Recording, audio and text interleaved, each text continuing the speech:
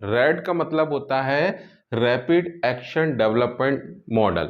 ये मॉडल तब इस्तेमाल किया जाता है जबकि हमें कोई भी सॉफ्टवेयर बहुत तेजी से बनाना होता है, बहुत जल्दी बनाना होता है, करीब 60 से लेकर 90 दिनों के बीच में, यानी 2 महीने से लेकर 3 महीने के बीच में जब हमको ये सॉफ्टवेयर बनाना होता है स्पीडली, तो इस टाइप के मॉडल का इस्तेमाल हम किया जाता है।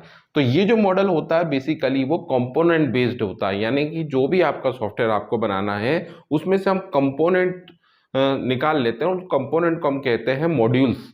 तो हर काम को हम मॉड्यूल्स के रूप में तोड़ लेते हैं, और उसमें एक लीनियर सिक्वेंशियल मॉडल भी का एक नेचर होता है, यानी कि एक बार अगर आप एक स्टेप से आगे चले गए तो वापस से उस स्टेप पर आप नहीं आते हो।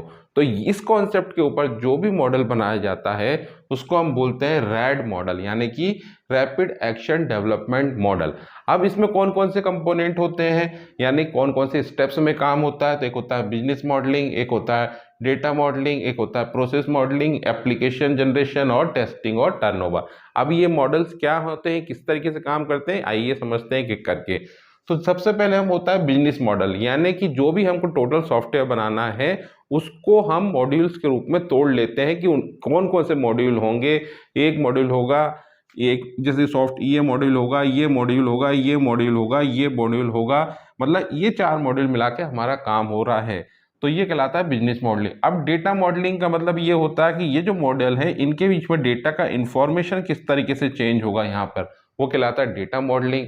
उसके बाद होता है प्रोसेस मॉडलिंग। प्रोसेस मॉडलिंग का मतलब होता है इनके अंदर जो काम हो रहा है हर मॉड्यूल के अंदर वो किस किस टाइप से काम होगा, वो कहलाता है हमारा प्रोसेस मॉडलिंग। उसके बाद आता है एप्लीकेशन जनरेशन। एप्लीकेशन जनरेशन का मतलब होता है इसके अंदर हम कौन कौन से 4GT टाइप के टूल यूज करेंगे जिससे कि इसकी एफिशिएंसी बढ़ जाए, एड ऑन कैसे करेंगे, 4GT टाइप के टूल कैसे इस्तेमाल करेंगे, वो कहलाता है एप्लीकेशन जनरेशन। और लास्ट में टेस्टिंग एंड टर्नओवर, यानी कि अगर इसके अंदर कोई डिबग है, कोई एरर है, तो वो हम उसको दूर कर सकते हैं और लास्ट में हम उसको टर्नओवर कर देते हैं। तो ये चूंकि प्रॉब्लम इसमें भी वही है जो वाटरफॉल मॉडल में था कि एक बार अगर आप स्टेप से चले गए फिर आपको किसी स्टेप पे आपको पता लगा कि कुछ गलती थी तो फिर आपको वापस आने का चांस नहीं होता। हालांकि ये बहुत जल्दी जल्दी 60 से 90 दिनों के बीच में बनाया जाता है, लेकिन फिर भी अगर 60 से 90 दिन का भी कोई स्टेप है, अगर आप मान लीजिए आपने कहीं स्टेप करे तो आपके 60 से 90 दिन तो आपके वेस्ट हो ही जाएंगे, जिससे कि आपकी एनर्जी, पैसा, वो जो आपने एफर्ट्स डाला है वो सब वेस्ट हो जाएगा। अगर सही बन गया तब तो ठीक है। तो ये इसमें प्रॉब्लम है, वही वाली प्रॉब्लम है जो वाटरफॉल मॉडल की थी। वाटरफॉल मॉडल में क्या था, बहुत लंबा समय के लिए होता था, और ये जो था वो 60 से 90 दिनों के लिए होता है, मॉड्यूल बेस्ड होता है। बट इसमें प्रॉब्लम वही है कि आप वापस से अगर कोई प्रॉब्लम आ रही है तो वापस से स्टार्टिंग स्टेज पे आप नहीं आ सकते।